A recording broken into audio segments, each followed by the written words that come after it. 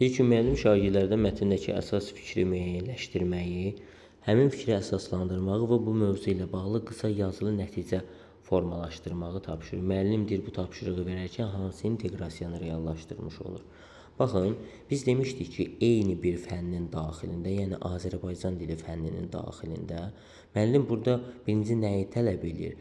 Şagirdlərdən mətndəki əsas fikri müəyyənləşdirməyi, yəni məzmun xəttlərindən oxu məzmun xəttini tələb edir. Deyir ki, bu barədə yazılı nəticələr formalaşdırmağı, bu da Azərbaycan dilində yazı məzmun xəttini müəllim şagirdlərdən tələb etmiş olur.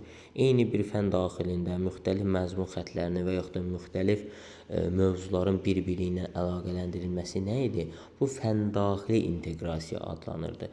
Biz bilirik ki, Azərbaycan dilinin 4 əsas məzmun xətti var. Dinləyib anlama, danışma, ikincisi oxu, üçüncüsü yazı, dördüncüsü də dil qaydalarıdır. Bu situasiyada da müəllim şagirdlərdən oxu və yazı məzmun xəttini tələb edir.